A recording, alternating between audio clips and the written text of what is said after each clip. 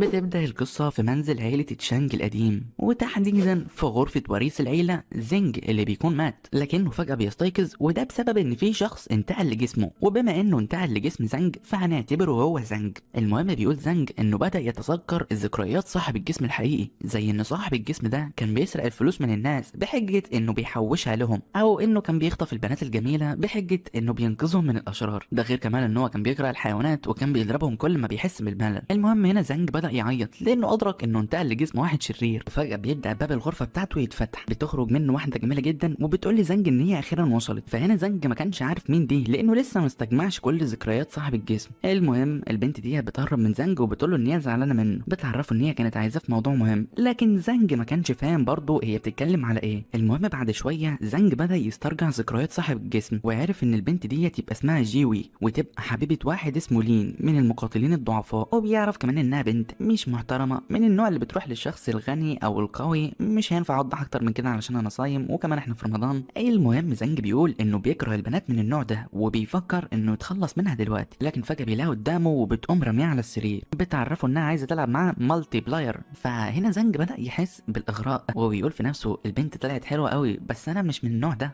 لكنه بيرجع في كلامه وبيقول هو عايز يجرب لانه كان سنجل في حياته القديمة، والبنت ديت رغم انها فتاة ليل الا ان شكلها جميلة جدا. وفجأة بيظهر شخص بيكسر الباب برجله علشان يفتحه، وبيطلع لين حبيب البنت ديت القديم، بيقول لزنج وهو متعصب انت ازاي تعمل كده في البنت بتاعتي. فزنج هنا كان مصدوم يا عيني ومش عارف يستوعب ايه ولا ايه، بيقول انه يا دوب لسه واصل للعالم ده حالا الا ان الاحداث سريعة جدا، فعلشان كده بيقف بسرعة وبيعرف لين انه لسه ما عملش حاجة، ملحقش يلمسها اصلا. فهنا بتقطع جيوي كلام زنج وبتعرفه ان ده يبقى لين حسالة الطائفة واضعف واحد فيها. فبيستوعب زنج وبيقول في نفسه فعلا انا خايف ليه، ده على حسب ذكريات صاحب الجسم الحقيقي فلين ده يبقى ضعيف جدا، وعلشان كده بيروح يقف قدام لين وبيقول له يخرج من هنا بسرعه قبل ما يتعصب ويخلص عليه. بس لين برضه كان متعصب وبيهجم على زنج، بيقول له ان هو هيخلص عليه علشان اخد حبيبته. فبيقطع زنج تفكيره وبيضربه بكف عادي جدا، لكن لين ما قدرش يستحمل الكف ده، ومن قوه الكف ده بيطير وبيتخبط في الجدار. بعد كده بتيجي جيوي اللي بتفضل تطبل لزنج وبتقول له انت قوي قوي، وبتوجه كلامها بعد كده لين، بتعرفه ان هي زهقت منه بعد ما كانت معاه لمده 3 سنين وانها شايفاه دلوقتي ضعيف جدا، فعلشان كده قررت تفضل مع زانج. وهنا لين كان مصدوم جدا وما كانش عارف يقول ايه، لكنه بيسالها ازاي خانته بعد ما اتفقوا على عقد جوازهم. فبتقوم جيمي وبتطلع عقد الجواز وبتقول له ان بالنسبه لها عقد الجواز ده عباره عن مجرد ورقه عاديه، وبتقطع عقد الجواز في اثناء صدمه لين. المهم هنا زانج كان مستغرب من تطور الاحداث السريع جدا والغريب ده، بيقول ان هو يا دوب لسه واصل للعالم ده من 3 دقايق، ازاي لحق كل ده يحصل، لحد ما لين بيقطع تفكيره وبيعرف جيوي ان هو هيخليها تندم علشان خانته، وبالنسبه لزانج فهو هينتقم منه. وده خلى زانج يقول في نفسه ان من خبرته في القصص الخياليه اللي كان بيقراها فممكن لين ده يحصل على قوه جباره ويجي يقتلني بعدين. وفجاه بيشتغل النظام اللي بيعرف زانج انه هيبقى النظام اللي هيحاول يساعده علشان يحافظ على حياته من بطل القصه. وفي حين ما كان زانج مبسوط جدا لانه بقى عنده نظام زي اللي بيشوفه في قصص المنهاوه، بيقاطع تفكيره النظام وبيعرفه ان لين ده في المستقبل هيحصل على تقنيه قتاليه مش بيحصل عليها غير واحد كل 30 سنه، وقدرته القتاليه هتكون ممتازه، وحتى قدرته الدفاعيه هتكون برضه ممتازه، وفتره حياه لين هتكون طويله وهيكون محظوظ جدا جدا، ده غير الفلوس اللي هتنزل عليه من السماء من غير ما يعمل حاجه.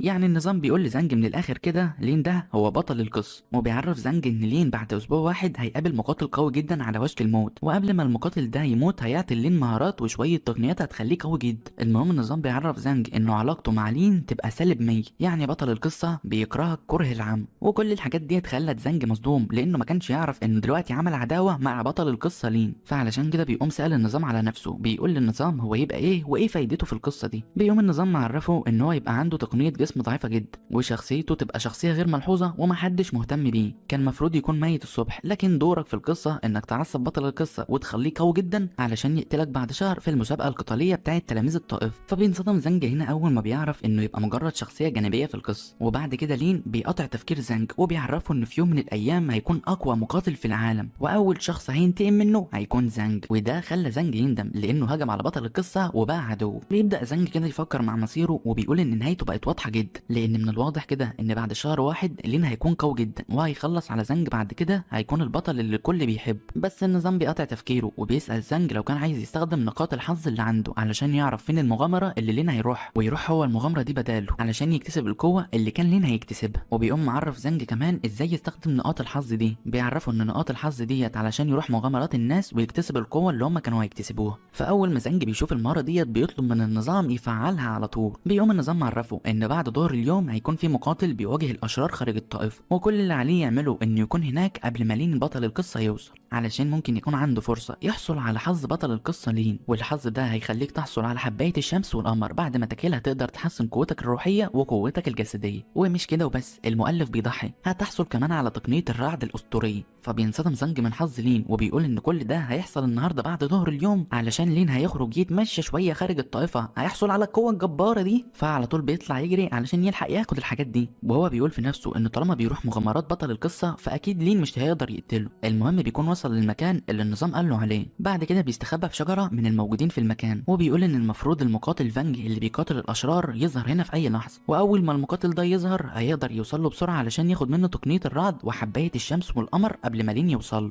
المهم في الوقت ده كان فعلا المقاتل فانج الاشرار عمالين بيجروا وراه، وهو كان بيحاول يهرب منهم قبل ما يوصلوا له ويخلصوا عليه. وهنا النظام بيظهر لزنج وبيعرفه قصه المقاتل فانج. قصه المقاتل فانج ده ان هو سرق كنز ثمين جدا من الاشرار دول، فهجموا عليه واصابوه اصابه خطيره جدا، لكن بيظهر بطل القصه لين بينقذ المقاتل فانج، وعلشان كده المقاتل فانج بيقرر انه يديله الكنز اللي سرقه. وبالنسبه للاشرار اللي عمالين بيلحقوه فالثلاثه دول كلهم في المستوى الثالث من القتال، وكلهم ماتوا على ايد بطل القصه لين بعد ما انقذ المقاتل فانج. وهنا زنج كان متوتر جدا لما عرف ان المقاتلين دول في المستوى الخامس المتوسط، لانه يبقى في المستوى الثامن المتدني، يعني اضعف منهم برانك كامل. المهم زنج بعد كده بيسال النظام ازاي ينقذ فانج زي ما لين عمل، فبيعرفوا النظام انه ما ينفعش يقول له لان لين يبقى بطل القصه، فعلشان كده بينصح زنج انه يكتشف طريقته الخاصه. فبيتعصب زنج كده وبيقول ان كده مفيش قدامه غير انه يستنى، وبيقرر يفضل يتفرج عليهم لحد ما يشوف الفرصه اللي ممكن يساعد فيها البطل فانج. وبنروح بعد كده للبطل فانج اللي كان عمال بيقول في نفسه انه شكله هيموت النهارده. وهنا بيجي الثلاثه دول وبيعرفوه ان كل ده بيحصل له علشان سرق حاجه ما تخصوش، وبيقولوا له انت لو سلمتنا الكنز ده هنديك مكافاه. بيقوم المقاتل فانج متعصب وبيصرخ فيهم، بيعرفهم ان هم اللي سرقوا الكنز ده منه الاول، وانما هو جاي علشان يرجعه لصاحبه الاصلي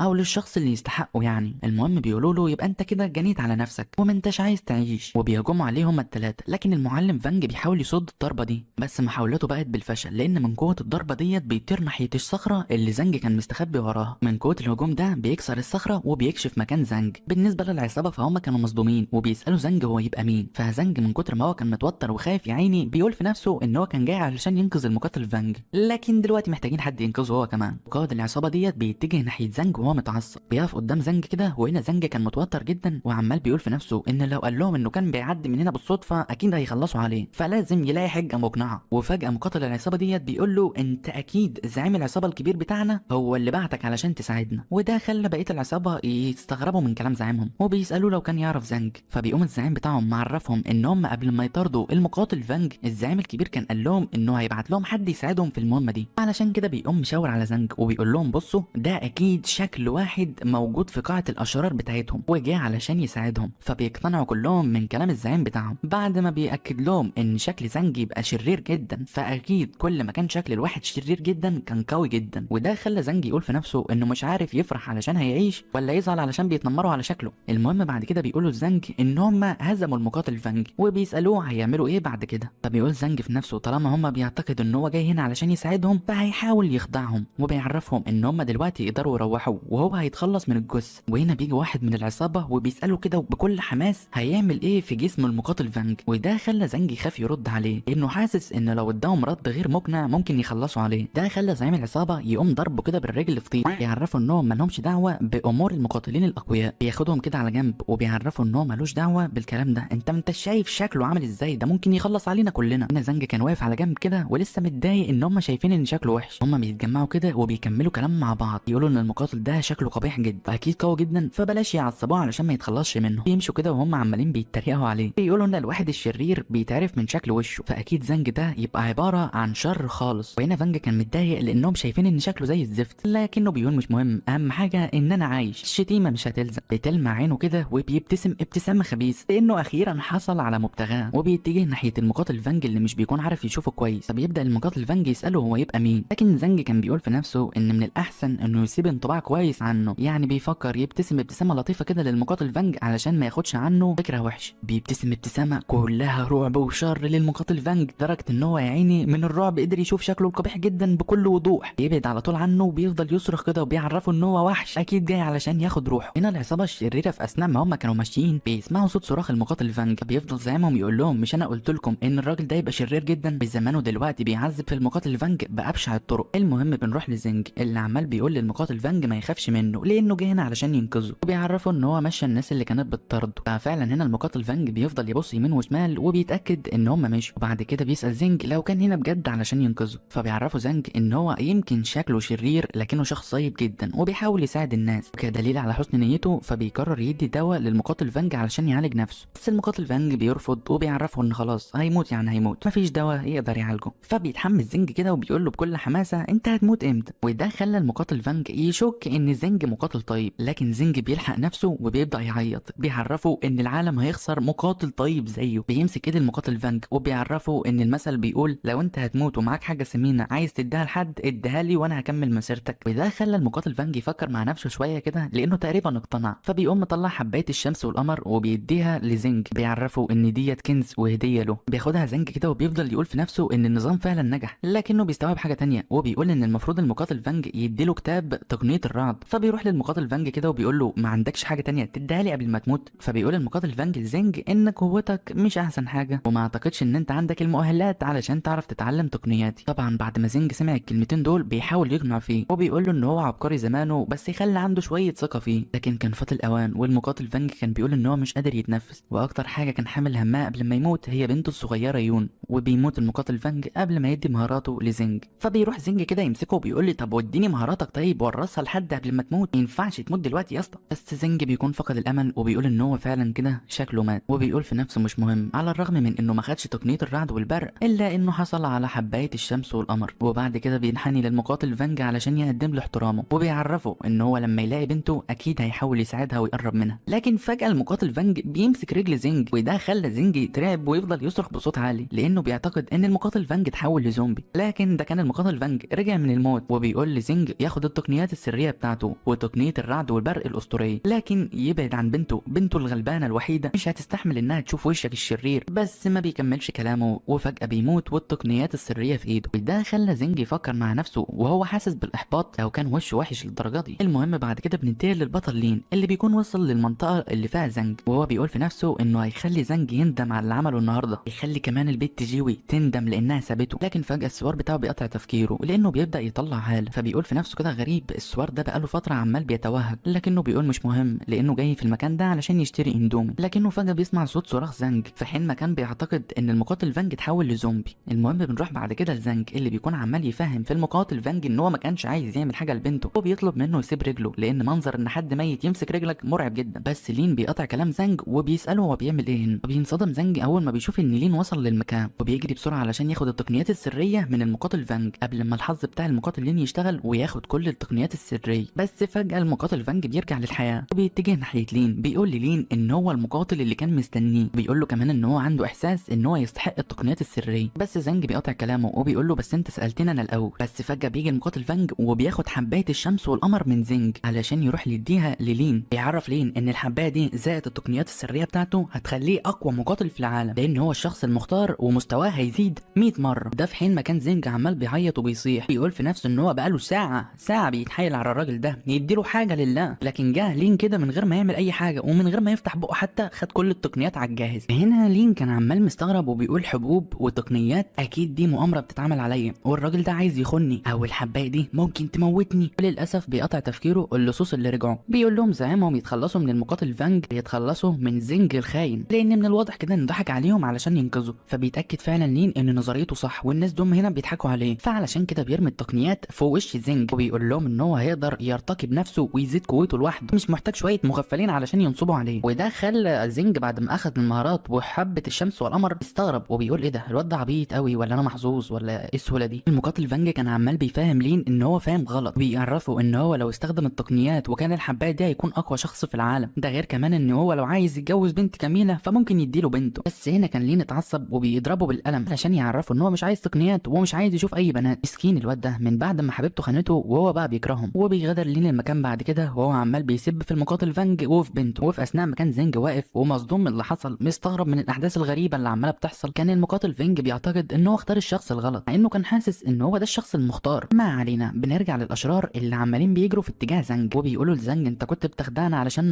بيعتقد انك السيد الشرير اللي بعته الزعيم. بيقولوا له ان هم جايين علشان يخلصوا عليه لان من الواضح كده انه ضعيف جدا. فهنا زنج اتاكد ان خلاص دي نهايته. بيروح للمقاتل فانج وبيساله هيعملوا ايه دلوقتي لان شكلهم كده هما الاثنين هيموتوا. والمقاتل فانج ما بيسيبوش يكمل كلامه لانه بقى بينزف دم من كل حته في وشه وبيغمى عليه في الحال وهو بيقول له ان انا خلاص مت. وهنا زنج بيبتسم ابتسامه فقدان الامل. هو بيقول له انت متاكد انك مت المره دي لانك انت كل شويه تصحى وتموت تصحى وتموت. وفات الاوان والعصابه راح تهجم على زنج. من غير اي مقدمات بيبلع حبايه الشمس والقمر، واول ما بيبلعها بيحس بطاقه جباره بتدخل في جسمه من البرق والصواعق. وباستخدام قوه البرق ديت بينزل برق قوي جدا على العصابه. قوه البرق ده بيطيرهم لبعيد. ده في حين مكان زي العصابه مستغرب ازاي زنج بلع حبايه الشمس والقمر بالسهوله دي. المفروض ياكلها حته حته كده ويتدرب علشان ياكلها لان لو كلها مره واحده في الطبيعي يعني ان جسمه ينفجر. وبعد كده المقاتل فانج رجع للحياه. هو مستغرب ازاي زنج قدر يبلع الحبايه من غير ما يحصل له حاجه. وبعد ما بيشوف زنج طاير في السماء وعامل زي دراجون بول كده بيقول ان يمكن زنج يطلع العبقري اللي كان بيدور عليه. المهم زنج وهو طاير في السماء كده بينده على العصابه وبيقوم سائلهم لو كانوا عايزين يموتوه زي ما بيقولوا. يقول لهم اللي عايز يجرب يقرب. وده خلاهم يتوتروا لما بيشوفوا قوته وبيقولوا له ياه انت مصدقت ده احنا كنا بنهزر. بيعرفوا ان هم هيشرحوا له دلوقتي كل حاجه. بس زنج كان بيتعصب وبيقول لهم اشرحوا لامكم وبيوجه لهم ضربه قويه جدا. ومن قوه الضربه ديت بيفجر المكان كله. وهنا زنج بيقعد ينبهر من قوه حبايه الشمس والقمر لانه بعد ما كان في المستوى الثامن المتدني بقى في المستوى الثامن المتوسط. بينادي عليه المقاتل فانج هنا وبيفضل يقول له ما يقفش في مكان. وبيعرف زنج انه لازم يستغل مفعول حبايه الشمس والقمر يعني يبدا يتدرب حالا علشان يرفع مستواه. وبالفعل بيبدا زنج يتدرب على تقنيه الرعد والبرق. وكان المقاتل فانج عمال بيتفرج عليه من بعيد وهو بيقول في نفسه ان بمساعده الحبايه وتقنياته السريه اكيد زنج ممكن يكون مقاتل من المستوى العالي لدرجه ان هو ممكن يوصل للمستوى العالي السادس او الثامن على حسب لو كان محظوظ. وهنا بيقتنع وهو بيقول ان هو فخور ان زنج هيكون وريثه. فبيقطع زنج تفكيره وبيعرفه ان هو خلص تدريب خلاص واتقن تقنيه الرعد والبرق. فبيروح له المقاتل فانج كده وبيساله هو بقى في المستوى الكام. فبيعرفه زنج انه بقى في المستوى الاول. وبيحط ايده كده على كتف المقاتل فانج. بيعرفه ان هو في الاغلب الاوقات لو كان بيتدرب في الايام العاديه ممكن تاخد منه علشان يوصل للمستوى الاول 10 ايام لكن الحبايه ديت مذهله خلتني اوصل للمستوى الاول في لمح البصر. فهنا المقاتل فانج يعني كان مصدوم. حبايه الشمس والقمر اللي المفروض بتزيد الواحد 100 مستوى ضاعت الحبايه هباء على الفاضي. وبيقع على الارض كده وهو بيقول لزنج انت زدت مستوى واحد بس. فبيروح زنج كده يمسكه وبيساله لو كان المره دي عايش ولا هيموت ولا ايه نظامه. بيعرفوا المقاتل فانج فعلا ان المره دي هيموت بجد علشان كده بيطلع لزنج الشاره بتاعته وبيعرفه ان هو دلوقتي فعلا هيكون هو وريثه. وبيطلب من زنج قبل ما يموت يبقى يعتذر لبنته بالنيابه عنه ولانه للاسف هيضطر يموت دلوقتي قبل ما يشوف بنته بتكبر. فبيقول له زنج وهو متاثر انه هيخلي باله من بنته. بس هنا المقاتل فانج بيتعصب من زنج وبيقول له اوعى تقرب من بنتي بص عليها من بعيد وخلي بالك عليها اوعى توريها خله امك دي ولا حتى تذكر لها اسمي. والمره دي فعلا بيموت المقاتل فانج بشكل مؤكد تقريبا يعني مش متاكد يمكن يصحى بعدين. المهم هنا زنج بيفضل يصيح وبيطلب منه انه يدور صوره بنته على الاقل عشان يعرف هي مين بنته. طيب وبعد شويه بنشوف زنج بعد ما حفر قبر للمقاتل فانج وبيبدا يصلي له علشان ربنا يرحمه ويغفر له كل ذنوبه. وبيقول في نفسه كمان انه هيحاول يرد للراجل الطيب ده شويه جمايل فعلشان كده هيحاول يلاقي بنته بقدر الامكان. وهنا النظام بيظهر وبيعرف زنج علشان اعترض مغامره البطل لين هياخد 10 نقاط حظ وكده يبقى زنج الشخصيه الجانبيه في القصه بيمتلك 10 نقاط حظ. فبيطلب من النظام انه بما انه بيمتلك 10 نقاط حظ فهيبحث عن مغامرات حد تاني علشان يروح ياخد المهارات اللي هيكتسبوها من المغامرات دي. فبياخد منه النظام 5 نقاط. وفي المقابل بيعرفوا ان بكره الصبح بطل القصه لين خد مهمه من بيت الشؤون المتنوعه وراح للجبل اللي خلف الطائفه علشان ينظف مقبره اسلافهم. وهناك ظهرت له ارواح الاسلاف اللي شافوا فيه الامل وقرروا يعلموه التقنيات السريه بتاعتهم. ومن ضمن التقنيات ديت هي تقنيه فن السيف الاعلى اللي هتخلي قوته تزداد 1000 ضعف. فهنا زنج عينه بتلمع كده وبيقول سيف اعلى ده انا لازم اروح هناك بسرعه واكتسب المهارات ديت قبل ما هو يوصل هناك. فعلشان كده بيطلع يجري زي العبيط وهو بيقول انه هيوصل هناك قبل لين. بنروح بعد كده لقاعه الشؤون العامله اللي بياخدوا منها مهمات في الطائفه علشان يرتفع انجازاتهم وكده. المهم كان هناك الطلاب عمالين بيتفحصوا في المهمات والكل عمال بيجري علشان ياخد مهمه. باحدى المهمات دول هي مساعده 30 مطلقه عازبه جده ياخدها الشخص ده وبيقول لهم مالكوش دعوه بالمهمه دي بتاعتي خلاص. المهم بيكون زنج وصل للمكان وبيقول في نفسه ان الموضوع هيكون سهل جدا وهو اخذ المهمه ديت فلين مش هيعرف ياخد المهم فبالتالي هيستفرد هو بالمقبره لوحده. بيتجه ناحيه المهمات وهو عمال بيقول انه ذكي جدا وبكده هيكون اقوى شخص في العالم ومش هيموت على ايد لين. فبيروح يطلب من الشخص اللي قدامه انه يعديه علشان ياخد له مهم. بس الشخص اللي قدامه ده بيتعصب وبيقول له لو ازعجتني مره تانية انا هخلص عليك. وهنا زنج بيعرفه بكل احترام انه عايز ياخد مهمه ويتكل على الله. بس بيقوم الشخص ده متعصب اكتر بيلف وشه ناحيه زنج وبيقول له انا هخلص عليك علشان انت لكاك. هناك. بس اول ما بيبص في ملامح زنج بيستوعب حاجه مهمه جدا، بيصرخ بقى على صوت وبيقول ده زنج الكبير الشرير، وده خلى كل الموجودين يسمعوه ويبصوا على زنج اللي بيقول لهم وهو متوتر السلام عليكم. بس اول ما بيقول لهم السلام عليكم بيبداوا كلهم يهربوا من المكان، وفي منهم اللي بيعمل نفسه ميت لانهم عارفين ان زنج اللي هو صاحب الجسم الاصلي لما بيجي المكان ده بيجي علشان حاجتين. الحاجه الاولى ان هو يسرقهم وياخد كل فلوسهم، ان هو يسرق البنات ويتجوزهم، والحاجه الثالثه انه يشوف له حد يقعد يضرب فيه. هنا زنج بيرجع يفكر تاني لو كان شكله مرعب للدرجه دي. المهم بياخد باله ان الشخص اللي كان قدامه لسه واقف، وده بسبب ان الشخص اللي قدامه ده بيقول في نفسه ان من الرعب نسى ازاي بيمشي على رجليه، وبيبقى زنج رايح يقول له ما تخافش مني انا بقيت طيب دلوقتي، لكن ما بيكملش كلامه بسبب ان الراجل ده بيقطع كلامه وبيقول له انا عارف كويس انت عايز مني ايه، انت مش مضطر تكمل كلامك. بيمسك الحجر اللي كان ماسكه في ايده كده وبيخبطه في نص دماغه، فبيقع الراجل ده مغمى عليه او تقريبا مات. ده كان صدم زنج وهو بيقول هو عمل كده ليه، انا ما فتحتش بقي حتى. طبعا زنج من كتر التفكير كان هيموت، فبيقرر ينسى الموضوع ده وبيتجه ناحيه لوحه المهمات علشان يشوف مهمه تنظيف القبور فين. لكن فجاه بتدخل بنت عماله بتطلب المساعده من اي حد. كان زنج اخد باله منها كده، ولما بيبص وراه بيلاقي جيوي معاها مقاتل عمالين بيجروا ورا البنت ديت وعايزين يقتلوها علشان ياخدوا منها الفاكهه اللي معاها. بس البنت ديت بتقول ان هي مش هينفع تديهم الفاكهه دي لانها اشترتها علشان تنقذ حماتها، وللاسف بتخبط في زنج فبتقع على الارض. فبيقوم زنج مدد لها ايده وبيعرض عليها المساعده، بتقبل وهي مبسوطه وكأن بقى ده فتى احلامها. لكن لما زنج بيمسك الفاكهه وبيقدمها لها بتتراقب اول ما بتعرف ان هو يبقى زنج الشرير، بيحاول يعرفها ان هو بقى طيب ومش عايز منها اي حاجه. بس هي بتترمى على الارض وبتفضل تعيط، بتقول يعني يم انا عملت ايه علشان يجروا ورايا اتنين عايزين يموتوني وياخدوا الفاكهه بتاعتي؟ انا كل اللي عايزاه يا دنيا ان انا انقذ حماتي. بس ايه يا معلم الدنيا جايه على البنت ديت جامد. المهم بيقول زنج في نفسه انا كنت متاكد كل ما حد يشوفني بالوش ده طبيعي انه يفتكر ان انا شرير. لكن النظام بيقطع افكار زنج وبيعرفه ان البنت ديت عندها حظ جامد جدا، فبيستغرب زنج ازاي البنت ديت عندها حظ وبطل الروايه عنده حظ. فعلشان كده زنج بيسال النظام لو كانت البنت ديت بطله القصه. فبيقوم النظام معرفه ان في ملايين الاشخاص بل مليارات الاشخاص في العالم ده، مش شرط تكون بطل القصه علشان تكون محظوظ، بتختلف حياتهم من شخص للتاني، لكن كل واحد بيكون بطل حياته. المهم علشان كده زنج بيطلب من النظام انه يعرفه ايه هي قصه حياه البنت دي. فبيعرفوا النظام ان البنت ديت اسمها لينج تشان، عندها تقريبا جزء من روح الامبراطوره المقاتله. السمه الاولى بتاعتها هي القلب المحبوب، انا مش فاهم السمه دي بصراحه، الكاتب ما فهمناش ايه هي. والمهاره الثانيه بتاعتها هي الاغراء، وعندها ميزه هاله البطل، ومش ده ناروتو وده لوفي. المهم وكمان عندها مهاره الدواء الطبيعي، وكمان عبقريه في فنون الدفاع عن النفس. ده غير ان هي مش بتنسى اي كتاب قراءته. وبيعرفوا النظام ان في النهايه كده البنت ديت بعد شهر واحد هتدخل اختبار وهتنجح فيه، وبعد الاختبار ده هيعينوها كقديسه عظيمه للطائف، ومن يومها وهي بقت قويه جدا. وفي النهايه كده علاقتها بزنج هي -10، وده بسبب انها بتخاف منه شويه، وده خلى زنج مبهور من كل الحاجات اللي هتحصل لها، كل التقنيات اللي بتمتلكها، فعلشان كده بيعتقد ان هي ممكن تكون اقوى من بطل القصه لين. وفجاه بياخد باله من مهاره القلب المحبوب اللي انا ما كنتش فاهمها، فبيسال النظام عليها. فبيعرفوا النظام ان انت لو اتجوزتها ممكن حظك يرتفع وكمان ممكن نسبه قوتك تزيد. ده خلى زنج مبسوط جدا وبيطير من الفرحه، بيقول في نفسه كده ان هو هيحاول يقرب من البت دي يمكن يعرف يتجوزها.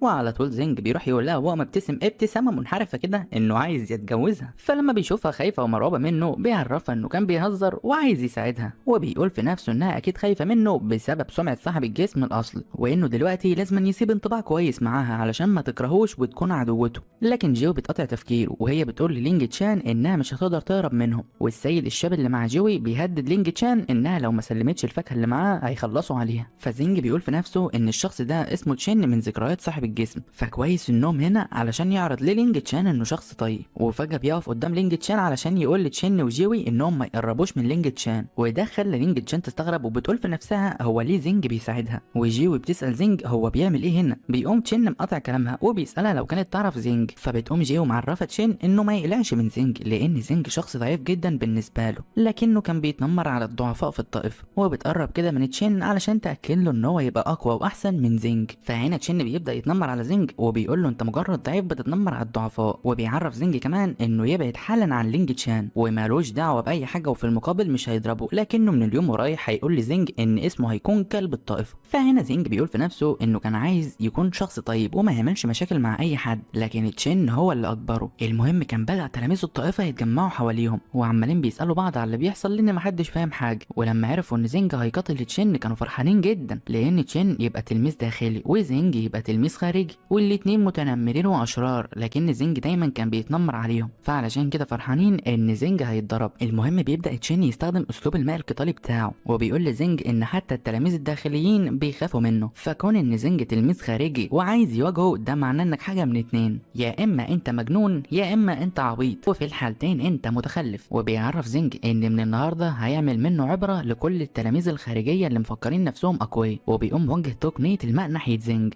فهنا طبعا كانت لينج تشان عماله بتحذر في زينج وبتطلب منه انه يهرب بسرعه علشان ما يتاذاش. فبيقوم زينج مفاجئهم كلهم بتقنيه الرعد والبرق بتاعته اللي بيوجهها ناحيه تقنيه الماء القتاليه بتاعت تشين. وهنا كان كل التلاميذ الخارجيه فرحانين وهم بيتفرجوا من بعيد علشان تشين هاجم على زينج بهجوم قوي جدا، وده معناه ان تشين هيخلص على زينج، وبيعتقدوا ان كده زينج ما عادش هيتنمر عليهم. ده طبعا قبل ما تشين يترمى بعيد من قوه الانفجار اللي حصل، وبيكون اتفحم بسبب تقنيه الرعد بتاعت زينج، وده خلى كل الطلاب الخارجيين ينصدموا، وهم بيقولوا ازاي زينج طالب خارجي يهزم تشين الطالب الداخلي. حتى جيو صدومة وبتسأل زينج هو ازاي هزم واحد من المستوى الداخلي، فبيقرب منها زينج كده وبيقول لها انت عايزه تعرفي، وبيعرفها ان هو ممكن يجرب عليها تقنيه الرعد والبرق بتاعته لو كانت عايزه تعرف. فبتنصدم جيو كده وبتتوتر، وبتفضل تقول له ان تشين يبقى شرير جدا، وهو فضل يقول لها ان هي لو ما عملتش اللي هو عايزه هيخلص عليها، وهي كانت طول الوقت ده مجبره، لكنها في الاصل بتحب زينج. وبتقرب منه كده وهي بتعمل نفسها انها بتعيط، بتقول له انها مسكينه يا عيني وغلبانه ومظلومه وشافت حاجات كتير وحشه، وبعد كده بتبدا تغريه وبتقول له انها عايزه تتجوزه. فبيرد عليها زينج وبيعرفها ان هو عايز يجرب حركه برضه، فبتقوم جيو متوتره وبتقول له انه ما ينفعش يعمل الحركه ديت هنا قدام كل الناس اللي موجوده، بس زينج بيضربها بالقلم وبيقول لها هي دي الحركه اللي هو كان عايز يعملها. من قوه الضربه بتاعته بيكسر سقف المبنى وبتطير بعيد، وفي النهايه بتنزل وبتقع على تشين وبيغمى عليها هي وتشين. المهم بيروح زينج ياخد الفاكهه وبيقول ان كده ما فاضلش غير حاجه واحده بس، وده في حين ما كان طلاب الطائفه عمالين بيتفرجوا على زينج وهم عمالين بياكلوا فشار، بيقولوا ان اكيد الفاكهه ديت مهمه جدا بالنسبه لزينج، بس مش ده اللي مخوفهم. اللي مخوفهم ازاي زينج قدر يهزم تشين. عامه بيقولوا ان كده زينج بقى قوي جدا، فشكله هيطلع ميتينهم من اليوم ورايح، لكن زينج بيقطع تفكيرهم ده وبيروح يعطي الفاكهه للينج تشان. ده في حين ما كانت مصدومه وبتقول له انت بترجع لي الفاكهه بجد؟ بيقوم زينج معرفها ان هو بيرجع الفاكهه لصاحبها الاصلي ومش هيقبل بالظلم من اليوم ورايح، وده خلى لينج تشان تحمر كده وتخجل وبتبدا تزيد نقط اعجابها بزينج. المهم طلاب الطائفه اول ما شافوا الحاجات ديت انصدموا وبيقولوا هم مستغربين ومصدومين ده زينج كان عايز يرجع الفاكهه للينج تشان، هو ايه اللي حصل للدنيا؟ الفار بقى قط والقط بقى فار؟ ده مثل صيني هنا معناه ان هو بقى طيب. المهم زينج بقى هنا كان فرحان جدا وهو بيقول في نفسه ان كده بدات قصته في انه يخلي كل البنات تحبه، وكل التلاميذ في يوم من الايام هيكونوا اتباعه لان نقاط الحب بتاعتهم عماله بتزيد. وبعد كده بيروح زينج يتقمص دور الغلبان قدام لينج تشان، بيعرفها ان هو دايما يا عيني كان شخص طيب لكن الناس كانت ظلماه علشان شكله وحش، وبيعرفها ان هو دايما كان بيحب يساعد الناس لكن الناس دايما كانت بتحكم على الكتاب من غلاف وبيقولوا عليه انه شرير جد. وفعلا ده خلاه ينجح في انه يأثر على لينج تشان لانه بدأ يصعب عليها وبياخد منها نقاط اعجاب. المهم زينج بيكمل في التمثيل بتاعه لما بيلاقي النظام عمال بيديه نقاط اعجاب وبيقول لها ان هو دايما موجود وهيساعدها على طول، لو احتجت اي حاجه تعالي اطلبي مني المساعده. فبتشكره لينج تشان وبتعرفه ان بان كده الشائعات اللي بتلف حواليه مش حقيقيه، وبتقول له كمان رغم انك انت شكلك وحش الا انك شخص طيب. فبيستغرب زينج هنا وبيقول في نفسه هي بتمدحني ولا بتشتمني؟ بس هي على طول بتعتذر له وبتقول له ان هي ما تقصدش حاجه، هي بس بتعرفه ان الناس اللي شكلهم وحش ممكن يكونوا طيبين، بس هي لما بتلاقي ان هي شكلها كده شتمته بالغلط بتقول له ان هو مش وحش قوي، يمكن وحش شويه، بس لما بتلاقي ان هي شتمته مره تانية بتقوم معتذره له وبتعرفه ان هو مش وحش، هو بس مخيف جدا. وكل الكلام ده طبعا وهي ما كانتش قصده، بس زينج الغلبان كان زعلان لان الكلام ده كان عمال بيلزق في قلبه زي السهام، فبترجع تعتذر له تاني على كل الحاجات اللي قالتها دي وبتعرفه يعني ان هي قصدها في الاول وفي الاخر انه شخص طيب. فبيقوم زينج طبعا بعد ما سمع كل الاهانات ديت بيعرفها ان هي لو كانت عايزه ترد الجميل تبطل تتكلم، هو بيقول لها كده وهو عمال بيدمع انها تروح تاخد الفاكهه بتاعتها علشان تنقذ حماتها. فبتشكره وهي محرجه جدا وبتاخد الفاكهه وبتمشي. وبالنسبه لزينج فهو بيروح لجدار المهمات علشان ياخد مهمه لين اللي كان جاي علشانها، واول ما بياخدها بيغادر على طول بعد ما بيعرف التلاميذ انه رايح ينظف قبور الاسلاف. في الوقت ده كانت شين وجيوي صحوا، جيوي بتقول وهي متعصبه بابا انهم مش لازم يسيبوا زينج يمشي لانهم لازم ينتقموا منه. فبيطمنها تشين وبيعرفها انه هيروح يطلب المساعده من اخوه تشاو. فبتقول جيوي في نفسها انها سمعت عن تشاو قبل كده، وبتعرفنا ان تشاو ده يبقى من اقوى 3 تلاميذ في الطائفه، فاكيد يعني هيكون اقوى من زينج. المهم بياخدها تشين علشان يروحوا لتشاو، وهي بتقول في نفسها كده ان اكيد تشاو يبقى اقوى من تشين، فاول ما تشوف تشاو هتحاول تقرب منه وتتخلص من تشين. المهم بنروح بعد كده لخلف الطائفه عند مقابر الاسلاف. كان زينج اخيرا وصل هناك وبيقابل راجل عجوز اللي كان قاعد عمال بيشرب في السجاره ولا على باله.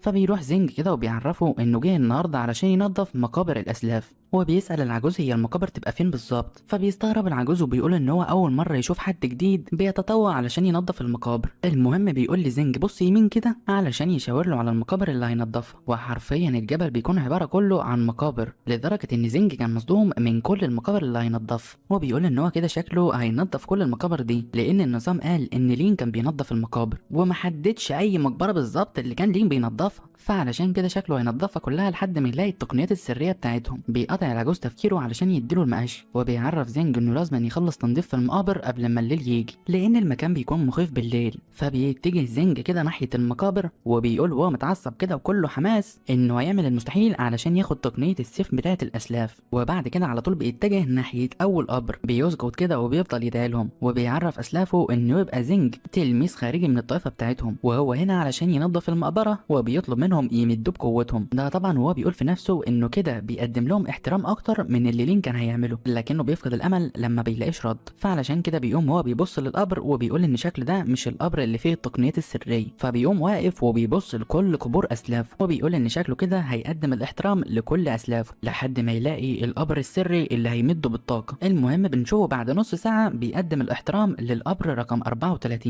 بيعرفهم انه يبقى زينج التلميذ الخارجي للطائفه بتاعتهم وعايزهم يمدوه بقوتهم علشان يقدر يحمي العالم. بس برضه ما كانش ده القبر اللي بيدور عليه. فبنشوفه بعد ساعه ونص بيقدم الاحترام للقبر رقم 78، وبيعرفهم انه يبقى زينج طالب خارجي من الطائفه بتاعتهم وموجود النهارده علشان يمدوه بقوتهم وتقنياتهم السريه علشان يقدر يحمي العالم من الاشرار. وبعد ساعتين بنشوفه قدام القبر رقم 124 وهو بيقدم له الاحترام وبيطلب من اسلافه انهم يمدوه بالطاقه بتاعتهم والتقنيات السريه علشان يقدر ينقذ العالم. وبيعرفهم كمان انه بدا يفقد الامل وحاسس نفسه هيموت، فيا ريت يعني يمدوه بالقوه بسرعه قبل ما تنتهي حياته وهو هنا عمال بيدور على القبر الصحيح. المهم كان العجوز المسؤول عن قبور الاسلاف مستغرب من اللي شايفه، بيقول ان هو عاش لمده 67 سنه ودي تبقى اول مره يشوف واحد بينظف القبور بهدومه بدل ما يستخدم المقش. المهم بنرجع لزينج اللي بيكون حرفيا شويه ويغمى عليه بسبب انه سجد تقريبا لربع القبور الموجوده هنا ومفيش اي حاجه حصلت، فشكله كده مش هيخلص النهارده. بس فجاه كده بياخد باله من حاجه، والحاجه ديت تبقى قبر غريب بيخرج منه طاقه مشؤومه، فبيتجه على طول ناحيه القبر ده وهو بيقول في نفسه ان القبر ده شكله مختلف عن بقيه القبور، فهل ممكن يكون هو ده القبر اللي هيمد بالطاقه؟ وبيقرر ان هو يبطل كلام وتفكير ويقدم له الاحترام، وبالفعل بيقدم الاحترام للقبر ده وبيقول له ان هو يبقى زينج تلميذ خارجي من الطائفه دي وعايزهم يمدوه بالطاقه علشان يحمي العالم. فلما بيلاقي القبر ده عمال بيهتز وبيطلع صوت بيفرح جدا وبيقول ان كده شكله نجح، لانه بالفعل خرج روح عجوزه من القبر وهي بتسال زينج مين اللي ازعجها وصحاه من نومه. فبينصدم زينج كده وبيقول ان هو اخيرا نجح، بقاله اكتر من 2.5 ساعة هنا بيدور واخيرا حصل على القوه اللي كان بيبحث عنها. فعلى طول بيروح يعرف السلف بتاعه ان هو يبقى زينج تلميذ خارجي للطائفه بتاعته وطاقته القتاليه ضعيفه جدا، وبيطلب منه ان هو يساعده علشان يزيد قوته ويقدر ينقذ العالم. فبيقول له السلف انت يبقى اسمك زينج، شكلك تبقى عيل طيب، بس في الحقيقه السلف ده يبقى شرير جدا. وبيقول في نفسه ان زينج يبقى سمين، فشكل زينج كده هيكون وجبه معتبره ليه. وبعد كده بيحاول يضحك على زينج وبيقول له انت شكلك شخص طيب جدا، فعلشان كده انت تستحق القوه اللي انا هعطيها لك. وبيطلب من زينج انه يقرب منه علشان يمده بالقوه. فاول ما زينج بيقرب منه بيلاقي العجوز بيحط ايديه على راسه، وزينج هنا يا عيني كان مبسوط، ما هو على نياته بقى. بيقول في نفسه ان شكل العجوز ده هيمدني بالتقنيات السريه بتاعت الاجداد وهي دي القوه اللي كان هيحصل عليها لين. بس العجوز ده كان عنده راي تاني، لان ده هيبقى سلف شرير من اجداده. بيقول في نفسه ان قوه زينج الداخليه تبقى ضعيفه جدا، فهيكون من السهل عليه انه يمتص قوته الداخليه. وبالفعل بيبدا يمتص في قوه زينج بعد ما قال التعويذه السحريه بتاعته. بس زينج هنا كان مستغرب من التعويذه اللي قالها، فبيسال السلف بتاعه هو قال ايه بالظبط علشان ما اسمعوش. بيقوم السلف الشرير مطمن زينج ان هو بس بيقول تعويذه سحريه علشان يقول له التقنيات السريه، وبيطلب من زينج انه يستنى الفتره علشان التقنيات التقنيات تتنقل من غير ما يحصل مشكله.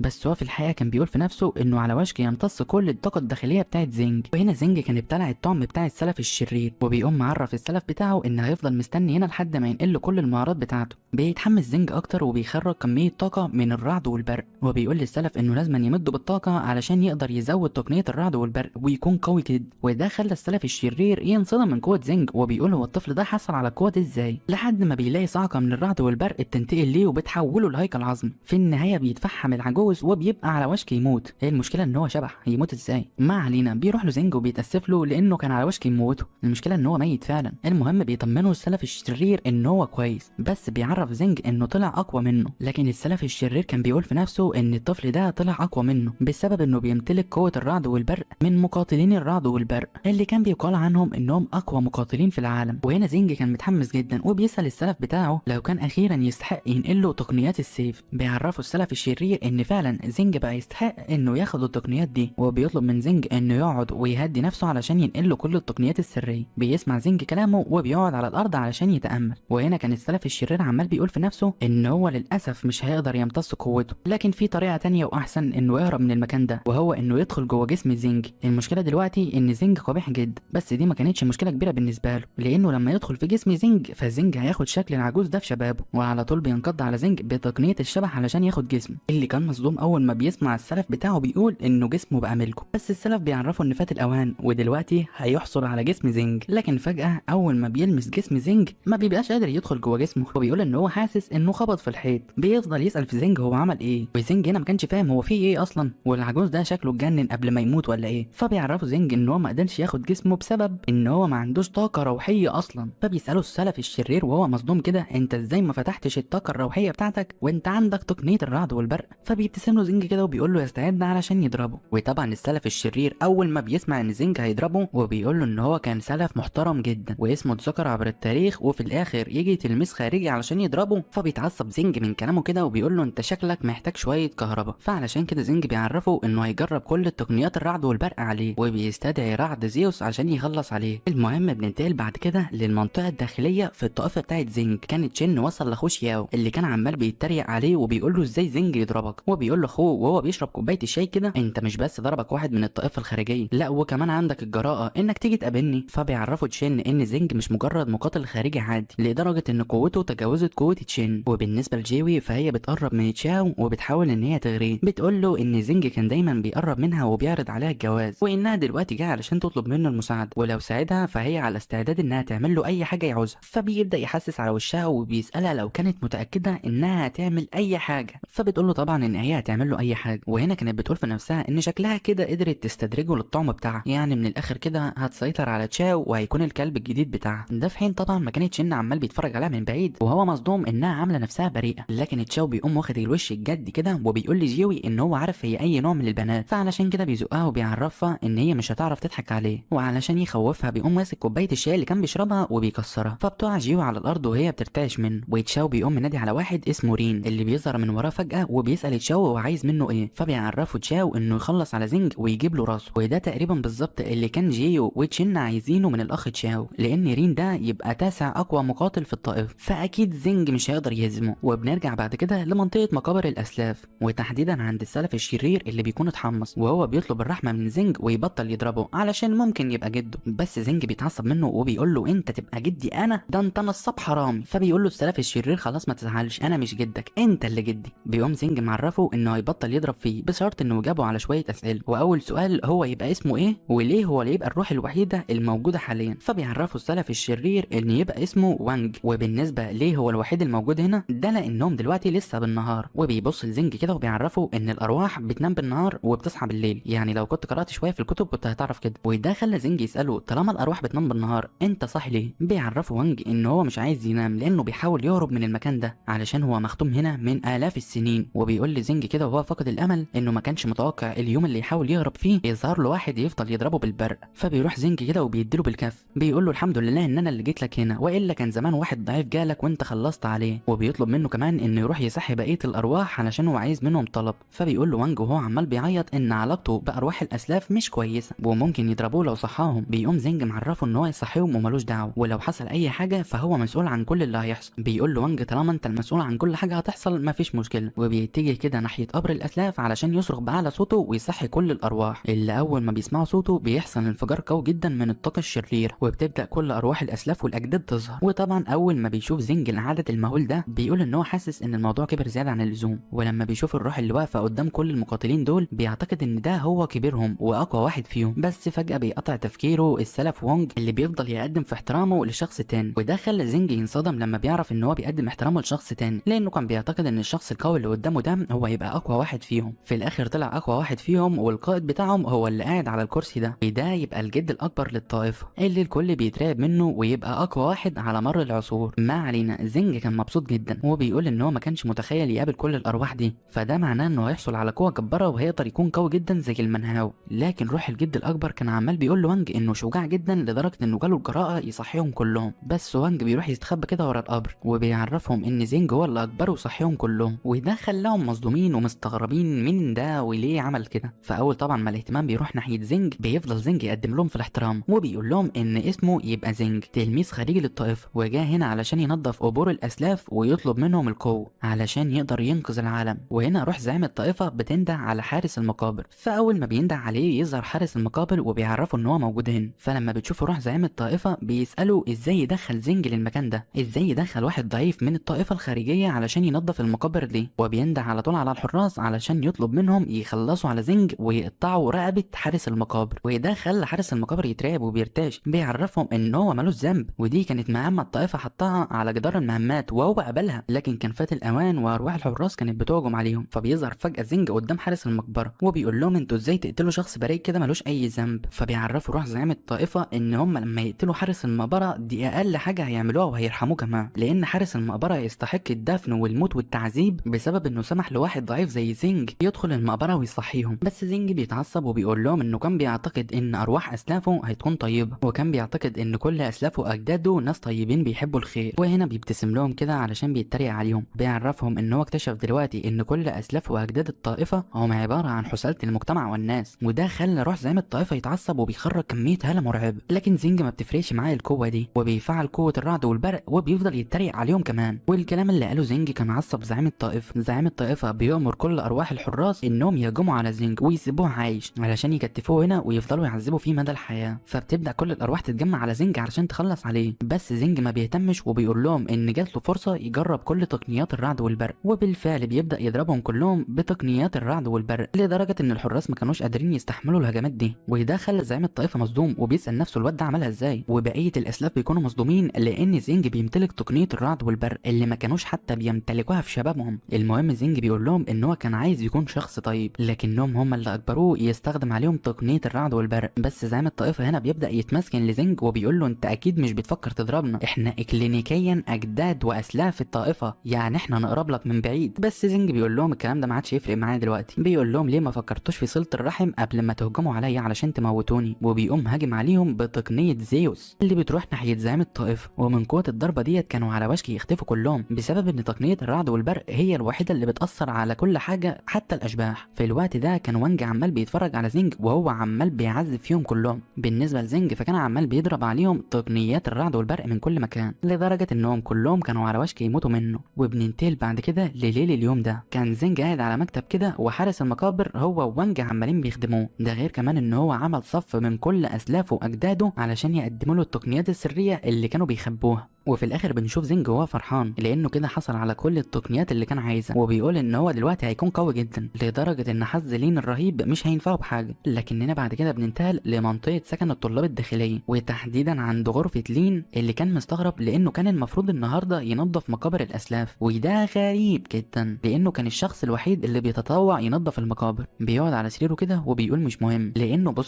بالصدفه كده وهو راجع للسكن بتاعه لقى حبايه سحريه هتساعده يكون قوي جدا. بيبلعها كده وبيبدا يتامل علشان يجمع الطاقه، لكن كل الطاقه ديت كانت بتتجه ناحيه السوار بتاعه، وده كان خلاه مستغرب جدا وبيسال نفسه هو ليه السوار ده عمال بيمتلع كل الطاقه بتاعته. وفجاه بيبدا السوار بتاعه كده ينور باللون الازرق لحد ما بتخرج منه روح مقاتله قويه جدا، والروح دي بتعرف لين ان بفضل مساعدته ليها قدرت ان هي تحرر نفسها من السوار ده. فبيقول لها لين يبقى انت كنت السبب في ان دايما كانت قوتي ضعيف، بسبب ان دايما لما كان لين يجمع طاقه روحيه كانت الروح دي بتمتص كل قوته، لكنها بتخرج كده تقنيات اسطوريه ليه وبتعرفه ان هي هتعوضه عن كل الطاقات اللي كانت بتسحبها منه. فبينصدم لين كده وبيقول لها انا حصلت على كل التقنيات ديت بالسهوله دي، وبيقول في نفسه ان كده زنج مش هيقدر ان هو يهزمه، واول ما يتعلم المهارات ديت ويكون قوي جدا هيخلص على زنج. بالحديث عن زنج بننتقل لزنج اللي كان عمال بيتدرب على التقنيات اللي اخدها من اسلافه، واول ما بيستوعبها بيحس بقوه جباره جدا. بعد كده بيقول هو فرحان ان هو بقى قوي جدا لدرجه ان لين مش هيقدر يقتله، والاسلاف كانوا مستنيينه هنا وعمالين بيتحايلوا عليه انه يسيبهم يمشوا، فبيسمح لهم يمشوا في الاخر، لكنه بيعرفهم ان لو حاولوا يتنمروا على الضعفاء مره تانية المره ديت هيخلص عليهم. واول ما بيسمح لهم يمشوا بيطلعوا يهربوا كلهم وهم بيموتوا من الرعب، كل واحد فيهم بيروح على القبر بتاعه ما عدا واحد وهو السلف الشرير وانج، اللي بيساله زنج انت ليه ما غدرتش معاهم؟ فبيقول له وانج انت بتهزر يا عم ولا ايه؟ انا اللي ناديتهم دلوقتي وخليتك تضربهم كلهم، انا لو رجعت دلوقتي معاهم هيخلصوا عليا واحد واحد. فبيقول زنج في نفسه انا فعلا ما اعرفش اسيبه، لو سيبته هيخلصوا عليه. ده في حين طبعا مكان وانج عمال بيقول في نفسه ان هو لو قدر يضحك على زنج هيقدر يخرج من المقابر ديت ويروح يتحكم في جسم اي شخص قوي. فبيقطع زنج تفكيره وبيقول له اكيد انا لو سبتك هترجع لاعمال الشر مره تانية، وده هيخليك تهجم على الناس البريئه. بس وانج بيعرف زنج ان هو من النهارده هيكون شخص طيب، فبيقول له زنج خلاص يا عم انا موافق انك تخرج معايا. بس بعد كده بيقوم زنج مفعل تقنيه كان اتعلمها من المهارات السريه بتاعت اسلافه، وبيعرف وانج ان هو اتعلم تقنيه سريه بتخليه يتحكم في الارواح، وده خلى وانج مصدوم وهو بيقول في نفسه ان كده مش هيعرف يعمل اللي هو عايزه في العالم. بس قبل ما بيعترض على قرار زنج بيلاقي زنج اتضرب الكف على وشه علشان يختمه، وبعد ما زنج بيختمه بيقول له انت دلوقتي تقدر تخرج معايا براحتك. وفجاه المقاتل رين بيقطع تفجير زنج، لكن زنج اول ما بيشوفه بيقول له انت مين يا عم؟ بيقول له المقاتل رين انت مش مهم تعرف انا مين، المهم تعرف ان انا اللي هخلص عليك. وقبل ما الضربه بتاعته تيجي في زنج بيلحق زنج يتفاداها بسرعه، وبيساله زنج انت ليه بتهجم عليا خارج الطائف؟ فبيعرفوا المقاتل رين ان دي اوامر جايه من تشاو اللي طلب ان زنج يموت ويتقطع راسه. فبيقول زنج يعني هي جت على الشخص ده اكيد مع حظه السيء وكرهه المؤلف ليه دي مش حاجه غريبه عليه. المهم رين بيفضل يقول له من الاحسن لك انك تستسلم وتموت بسلام، بس زنج بيعرفه ان هو مش هيموت بسهوله لانه بيستعمل تقنيه الرعد والبرق من المستوى التاسع. فبيبدا رين يتريق على زنج وبيفضل يقول له ان مهارته ديت مجرد مهاره ضعيفه بالنسبه له، وانه يبقى رين المصنف التاسع في الطائفه وبيستخدم تقنيه السيف المنخفض. فهنا زنج بيقول في نفسه انه حاسس ان سمع التقنيه دي قبل كده. بيقوم وانج معرفه ان هو دلوقتي بيستخدم التقنيه الضعيفه من تقنيه السيف اللي انت اتعلمتها، وبيقول لزنج ان هو اتعلم التقنيه الاقوى، وبيوجه كلامه بعد كده لزنج علشان يعرفه انه برغم انك بتمتلك التقنيه الاقوى منه الا انك ما اتدربتش عليها كويس، فبالتالي بسبب خبرته ممكن يهزمك بكل سهوله. وبيعرف زنج انه حتى ما بيمتلكش سيف. بس زنج كده بيتجاهله وبيبص يمينه بيلاقي الجاروف اللي كان مع حارس المقبره، فبيمسك الجاروف كده وبيقول لوانج ان هو مش محتاج سيف علشان يقاتل. فبيقول لوانج انت متاكد انك مش مجنون؟ ده مش سيف يا معلم وما ينفعش تستخدم عليه تقنيه السيف. بيقوم زنج قايل له انا هقول لك على معلومه، طول ما انا معايا تقنيه السيف فاقدر استخدم اي حاجه طويله كسيف، ممكن استخدم عصايه طويله كسيف، ممكن استخدم مجرفه طويله كسيف، ممكن استخدم اشجار خيزران صخور اي حاجه طويله كسيف. فهنا وانج بيقول في نفسه الحمد لله ان هو مش بيستخدم حماده كسيف. ورين بعد ما سمع كل الكلام ده بيفضل يتريق على زنج، هو بيقول لزنج انت عايز تهجم عليا بجاروف؟ وفي النهايه بيهجم على زنج بتقنيه السيف المنخفض بتاعته، بس زنج بيصد الضربه بتاعته وبيوجهها ناحيته، ومن قوه ضربه زنج فهي بتلغي الضربه بتاعت رين اللي كان مصدوم ازاي الضربه بتاعته اتلغت بسبب حته جاروف. ومش كده وبس، المكان كله بينفجر بسبب الضربه بتاعت زنج. في الوقت ده كان لين وصل للمقابر، وحارس المقابر كان نازل من على السلم من بعد ما هرب من المكان اللي زنج موجود فيه، لكنه بيقابل لين اللي بيفضل ينده عليه. وحارس المقابر اول ما بيشوفه بيتجاز وبيقول له انت شبح، بس لين بيعرفه ان هو مش شبح لكنه جاي هنا علشان يساله عن شخص معين، وبيساله عن زنج. بيفضل يوصف له في ملامح زنج وبيقول له ان وشه مربع كده ويبقى وشه مرعب وبيخوف الحيوانات والنبات والجماد واي حاجه. فحارس المقابر بيشاور له شمال وبيقول له ان الشخص ده عند مقابر الاسلاف. بيبتسم لين كده بكل خباثه وبيقول ان هو النهارده هيخلص على زنج، لحد ما بتطلع له الروح اللي كانت في الصور وهي بتساله ليه عايز ينتقم من زنج. بيقول لها ان زنج شخص يستحق انه يموت وياما اذاه. المهم بنرجع تاني عند مقابر الاسلاف، تحديدا بعد ما زنج هزم رين، ورين عمال بيقول له انت ازاي اتعلمت فنون السيف القويه. بيقول له زنج انا هقول لك على سر، انا لسه سارق التقنيات ديت منهم. بس رين بيعتقد ان هو مجنون لحد ما بيقول له زنج انه دلوقتي هيخلص عليه، لكن زنج بيعرفه ان بما ان مزاجه كويس النهارده فهو على استعداد انه يسيبه بشرط انه يروح يقول لتشاو ان هو خلص عليه. ده في حين طبعا ما كان زنج بيقول في نفسه ان كفايه لين عدوه فمش محتاج يعمل اعداء تانيين. فطبعا هنا رين بيقول لزنج انه موافق على العرض ده، لكنه كان بيقول في نفسه انه هيخدع زنج زينج وهيروح يقول لتشاو على كل اللي حصل. بس زينج بيقوم مديه ضربة ختم كده علشان يتأكد ان هو مش هيخونه، ولما بيسأله رين هو عمل فيه ايه بيعرفوا زينج انه استخدم عليه تقنية ختم علشان ما يخونوش. فهنا كان رين رايح يشتم في زينج لحد ما بيتعصب زينج منه وبيقول له انت كنت ناوي تخوني ولا ايه. فهنا طبعا لما رين حس نفسه هيتضرب بيقول لزينج لا طبعا يا معلم ده انت ذكي جدا، انت فكرت في الحركة دي ازاي، وبيفضل يتملق فيه وبيقول لزينج ان هو عنده خطة هيستخدم تعويذة الكاميرا علشان ياخد شوية صور وفيديوهات ليه وهو عمال بيتحايل عليه علشان يعيش. فبالتالي تشاو لما يشوف الحاجات ديت هيعتقد ان زينج مات. والمهم بقى في الوقت ده كان لين وصل وعمال بيتفرج عليهم، بيقول في نفسه غريبة ان المقاتل رين بيخلص على زينج ده في حين طبعا ما كان زينج عمال بيتوسل لرين انه يسيبه يعيش على قيد الحياة. بس رين طبعا كان عمال بيقول له انا مش هسيبك انت لازم تموت، وهو كان عمال بيعمل كده علشان ياخد صور وفيديوهات يوريها لتشاو علشان ياكد له ان زينج مات. فبيبتسم لين هنا وبيقول ان هو كان متاكد ان كل الاشرار بيساعدوا بعض، وعلى طول بيتجه ناحيتهم وهو بيقول لزينج انه هيخلص عليهم هما الاتنين. وهنا زينج ورين ما كانوش مستوعبين اي حاجه لكنهم بيلحقوا يتفادوا الهجوم بتاع لين. بعد كده لين بيعرف زينج انه استحاله يسيبه عايش على قيد الحياه حتى لو كان كل التلاميذ الداخليه الاقوياء بيساعدوه. بس رين بيقول لين ان هو مش بيساعد زينج وان هو فاهم غلط، وقبل ما يفهم لين كل حاجه كان لين هجم عليه، بس برضه رين قدر يصد الهجوم ده وبيفضل يصد في هجمات لين كلها. هو عمال بيصد في هجمات لين كان عمال بيشرح له ان هو مش بيساعد زينج. لين بيعرفه ان هو سمعه وهو عمال بيقدم له الاحترام من شويه، لكن رين بيقول له ان هم بس كانوا بيمثلوا. وهنا زينج كان بيتفرج عليهم هما الاثنين وبيقول في نفسه هو ليه بيهجم على رين وما بيهجمش عليا انا، لحد ما بيجي وان وبيقول له انك لازم تستفيد من اللحظه دي ومن الاحسن له انه يتخلص من لين دلوقتي. الفكره ديت كانت عجبت زينج وبيقول في نفسه ان هو لو خلص على لين دلوقتي فمش هيحتاج يحمل همه في المستقبل. فبيبدا يتسلل من وراهم كده وهم عمالين بيتقاتلوا، وفجاه لين بيستعمل تقنيه السيوف بتاعته. فهنا رين كان مصدوم من قوته وبيقول هو غريبه، اول حاجه زينج هزمه ودلوقتي لين على وشك انه يهزمه، هو التلاميذ الخارجيه طلعوا اقوى من التلاميذ الداخليين ولا ايه؟ بس هنا زينج كان مستخبي ورا صخره وبيطلب منه انه يلهي لين باي طريقه علشان هو اللي يخلص عليه. فبيهجم رين على لين بتقنيه السيوف بتاعته، وبالفعل في اثناء ما كان رين عمال بيقاتل لين كان زينج بيقول ان دي فرصته بعد ما جاهز هجمه قويه جدا وبيوجهها ناحيه رين. والضربه ديت كانت ضربه تنين الرعد والبرق اللي بتصيب لين بهجوم مباشر. فهنا زينج كان بيعتقد انه اخيرا اتخلص من لين،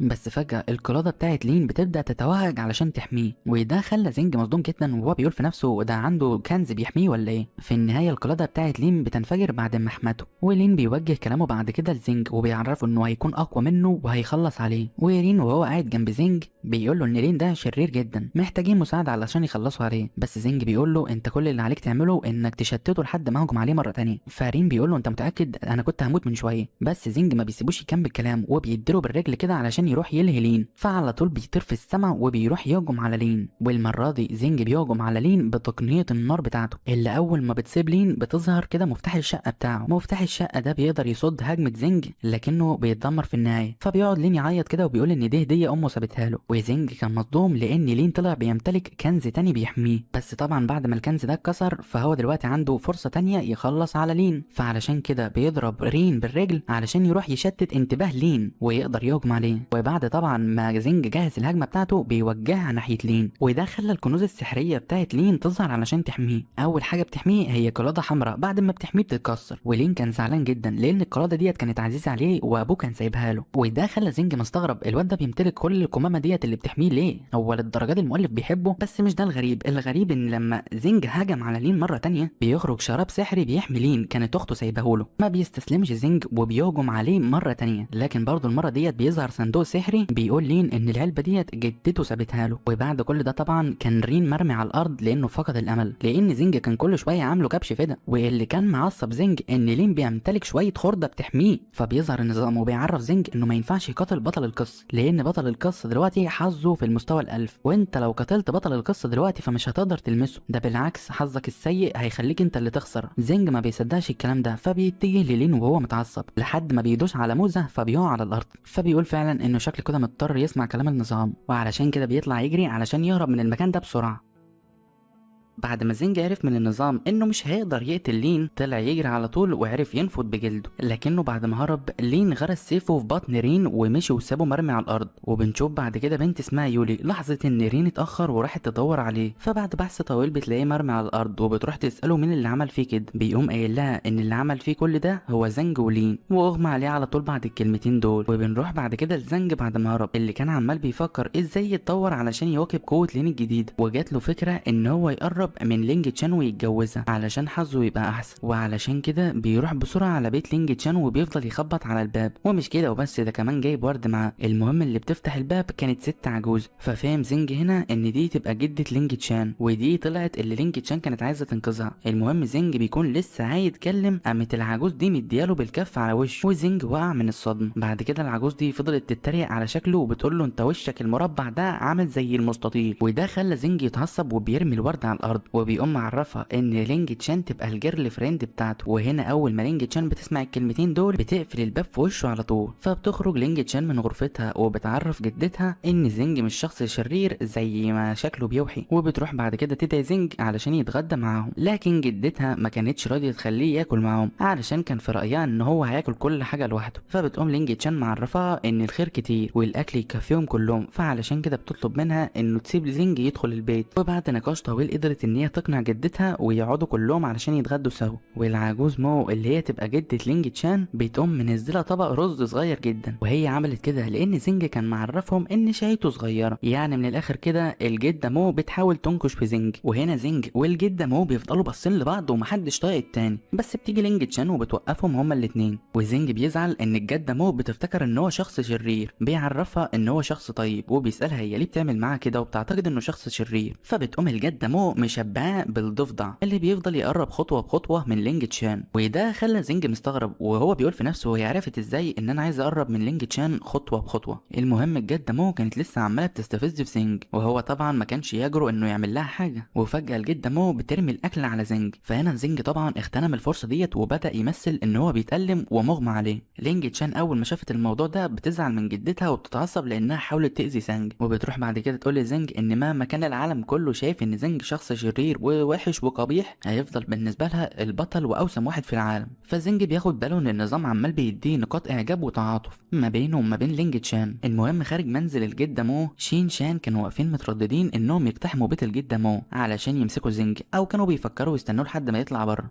المهم بنرجع تاني لبيت الجده مو. زنج كان لسه عمال بيمثل انه بيتألم، ولينج تشان كانت قلقانه على زنج ومش عارفه تعمل ايه، لحد ما افتكرت انها معاها حبايه تاي تاي، حبايه من الدرجه الرابعه اللي تقدر تشفي اي جروح. وهنا الجده مو بتحاول تمنعها وبتقول لها ان زنج ما يستاهلش انها تعمل كده، لحد ما زنج بيقف على رجله تاني وبيعرف لينج تشان ان هو بقى كويس دلوقتي ومش محتاج الحبايه دي، وانه بس دلوقتي محتاج يستريح بس شويه. بس لينج تشان بتتجاهلهم هما الاثنين وبتروح تجيب الحبايه برضه. وهنا الجده مو فهمت ان زنج كان بيمثل انه بيتألم وعلشان كده بتبدا تضرب فيه. لكن فجاه شين وشان اقتحموا منزل الجده مو، ولما بيشوفوا زنج والجده مو لوحدهم بيعتقدوا ان زنج من النوع اللي بيحب النسوان الكبيره. وعلى طول شين بيروح علشان يهجم على زنج، بس زنج بيتفادى الضربه بتاعته. ده في حين ما كانت الجده مو سعيده وفرحانه باللي بيحصل وبتتمنى ان هم يخلصوا على زنج. بس اللي كان زنج عمال بيفكر فيه وحامل همه ان هو مش عايز يضرب شين لانها بنته ما ينفعش يضربها. بس شين بتهجم على زنج بتقنيه خاصه، وده ما سابش خيار لزنج غير انه يظهر لهم قوتهم، وبيستخدم تقنيه الرعد والبرق علشان يصد الهجوم بتاعها. في الوقت ده بعد ما لينج تشان خرجت من غرفتها كان معاها حبايه تاي تاي اللي بتعالج كل الجروح، بس هي كانت مستغربه من كل اللي بيحصل لحد ما بتعرفها جدتها ان زنج خلاص مات. وده خلى لينج تشان مصدومه وبتطلع تجري علشان تشوف زنج ايه اللي حصل له، بس الجده مو حاولت تمنعها لكن برضه لينج تشان ما سمعتش كلامها. ولما بتبص على زنج كده بتلاقي ان هو كويس وما حصلوش اي حاجه، لا وكمان محاط بهاله قويه جدا من الرعد والبرق،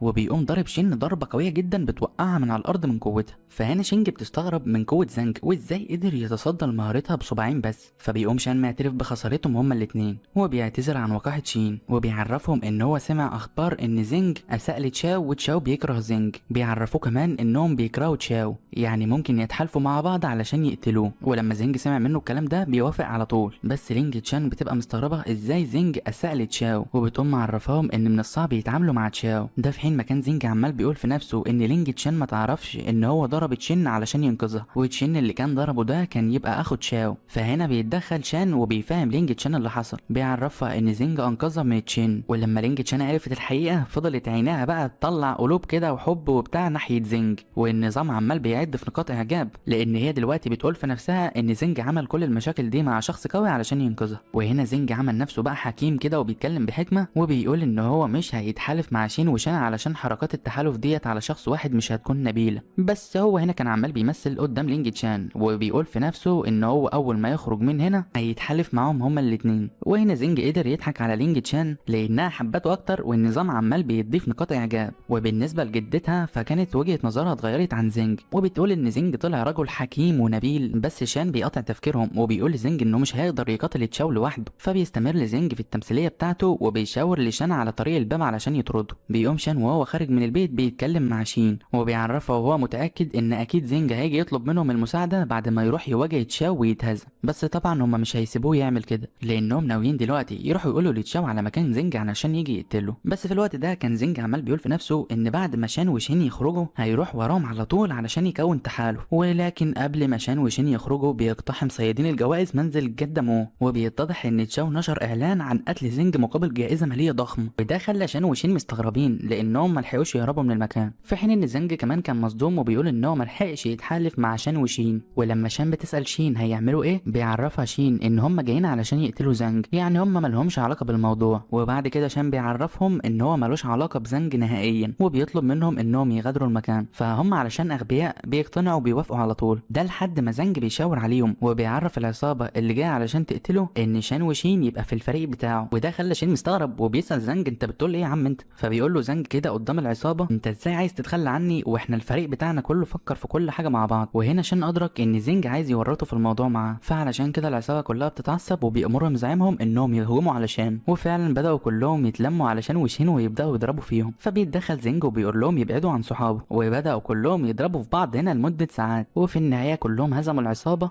بعد ما شان وشين بقوا تعبانين. بيروح لهم زنج وبيعتذر لهم عن اللي حصل، وبيعرفهم ان بحكم الموقف اللي كان فيه فكان لازم يورطهم معاه. بيقوم شان معرفه ان تشاو يبقى عدو مشترك ما بينهم ومفيش مشكله لو ساعدوا بعض. ده في حين ما هو كان عمال بيقول في نفسه انه للاسف كان عايز يخطر بزنج علشان ياخد المكافاه الضخمه. المهم بعد كده شان بيستأذن من زنج ان هو يغادر المكان، وزنج كان عايزه يفضل معاه شويه، لكن شان كان مصر ان هو يغادر المكان بسرعه لانه كان بيقول في نفسه ان ممكن تشاو يبعت مقاتلين تانيين، وهو من الاخر عايز يخلع من المكان بسرعه. بس ما بيكملش كلامه فجاه لحد ما بيدخل عليهم ابو شعر ابيض ده اللي ما بيكونوش عارفين هو مين في البدايه، لحد ما لينج تشان بتصرخ باعلى صوت وبتعرفهم ان ده يبقى ريو قائد الطائفه الداخليه. وبتعرف زنج ان هو مش بس قائد الطائفه الداخليه، ده كمان وسيم جدا وكل البنات بتحبه. بس زنج هنا كان بيقول في نفسه انت شكلك بتبالغي، ده مجرد عيل صغير. لحد ما بيسال شان ريو ايه اللي جابه هنا. بيقوم ريو مشاور له للسما وبيقول له اوف. فالشخص اللي كان مع ريو بيترجم كلامه وبيقول لهم ان ريو يقصد ان الجو جميل النهارده. وبعد كده ريو بيشاور على نفسه، فبيعرفهم الشخص اللي مع ريو ان ريو بيقول لهم ان الجو جميل ومزاجه كويس. وده خلى زنج وشان مش فاهمين ايه اللغه بتاعته دي. فبيسالهم زنج هو ليه الواد ده بيتكلم بلغه الالغاز وليه معاه مترجم. فبتعرفوا لينج تشان ان هم كانوا بيقولوا لما كان عيل صغير وقع على دماغه فبقى عنده مشكله في التواصل. المهم ريو بيشاور بعد كده على زنج وشان، فزنج وشان بيبصوا لبعض كده وهم مستغربين وبيقولوا لبعض يا ترى هو يقصد ايه، لحد ما بيجي المترجم بتاع ريو وبيعرف زنج وشين ان ريو هيقتلهم. فبينصدم زنج وشان وبيقولوا هو احنا عملنا ايه، احنا ما جيناش جنبك اصلا وما كناش حتى نعرفك. فبيقوم ريو باصص له كده وهو متضايق، والمترجم بيقوم معرفهم ان هو ترجم حاجه غلط. وده خلى زنج وشان يطمنوا ويقولوا الحمد لله ان هم مش هيموتوا. بس المترجم بيعرفهم ان هو في البدايه كان عايز يقتل زنج بس، لكن دلوقتي قرر انه يقتل شان معاه. وده خلى زنج يتعصب وقال له طب ما كده مفيش فرق، هو كده ما ترجمش حاجه غلط. المهم ريو ما بيهتمش لكلامهم وبيبدا يفعل التعويذه بتاعته، بيبدا يتحكم في سيفه بقوه الاتشي بيخرجه كده وبيجهزه علشان يهجم على زنج وشان. فبيقول له شان يستهدى بالله كده وبيعرفه ان هو ما اساش ليه علشان يقتله. فبيقوم ريو عامل حركه كده بايديه، والمترجم بيفهمهم ان ريو يبقى مدين لتشان، وللاسف يعني علشان يسد دين تشاو لازم يقتل زنج وشان. فبيقوم شان عارض عليه عرض وبيقول له طب ايه رايك تسيبني اعيش وبعد رمضان هظبطك، هجيب لك نسوان وزغاليل جميله. فبيقوم ريو مشاور عليه كده وهو متضايق، والمترجم بيعرفهم ان ريو اتعصب منك دلوقتي وبيقول ان هو غير رايه، كان هيقتل زنج الاول لكن دلوقتي هيقتل شان الاول. وبالفعل بيهجم بالسيف بتاعه اللي مليان طاقه الاتشي ناحيه تشان.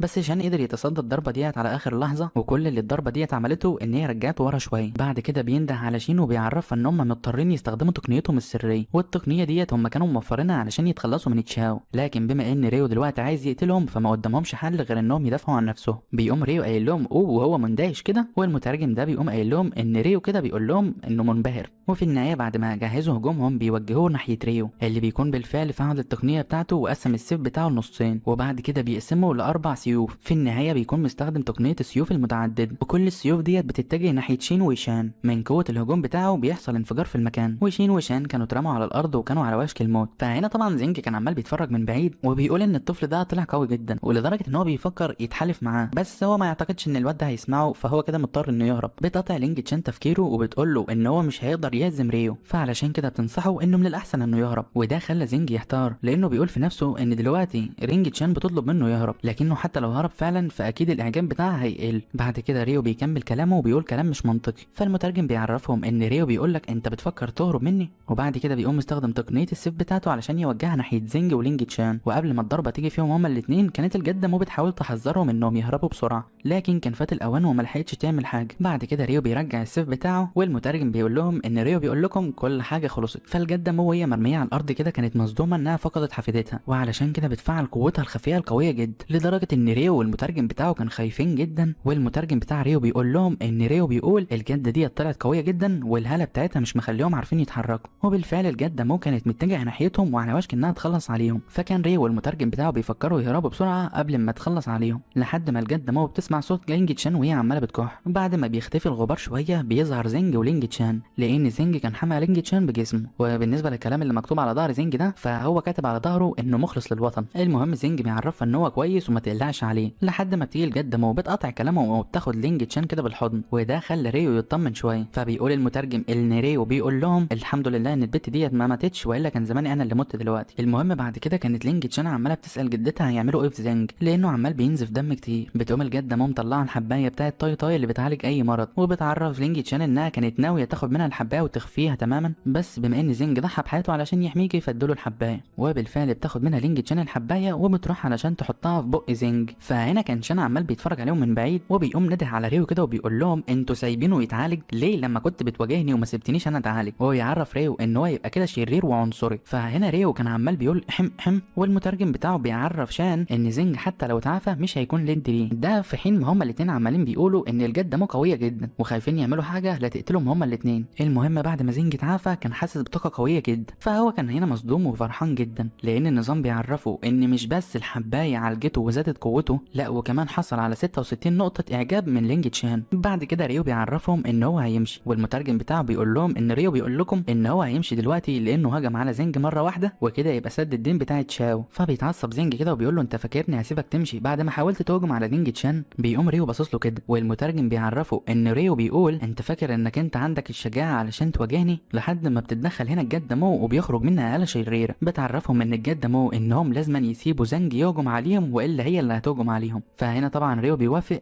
ان زنج يهجم عليه. بعد كده ريو بيقوم مستخدم تقنيه الدرع بتاعته، وبيقوم مبتسم ابتسامه كده اللي هو ايه زنج مش هيعرف يوصل لي. والمترجم بيعرفهم ان ريو بيقول لكم انا بعد ما استخدمت تقنيه الدرع محدش هيعرف يأذيني. زنج ما بيهتمش للكلام ده وبيروح يهجم عليه على طول. بيستخدم زنج تقنيه الرعد والبرق وبيفضل يهجم عليه. بعد ما بيخلص هجومه بيرجع لمكانه وبيقول لهم انه عمل اللي يقدر عليه. ده في حين ما كان شان عمال بيتريق وبيقول لهم ده تقنياتك سخيفه وما اثرتش حتى فيه. ولما المترجم بيروح يسال ريو اذا كان كويس ولا لا فجاه بيلاقي ريو عمال بيبصق الدم من بقه. وهنا ريو والاول مره في حياته بيتكلم بطريقه طبيعيه، وبيقول لزنج ان انت ضعيف جدا وضرباتك دي ما اثرتش فيه، وبيعرف زنج كمان ان ضربه واحده منه تخلص عليه. بس هو ما بيكملش كلامه لان فجاه بيغمى عليه، وده خلاهم كلهم مصدومين. ما كانوش مصدومين لان ريو اغمى عليه، لا ده كانوا مصدومين لان ريو اتكلم وكان بيحاول يشتم زنج.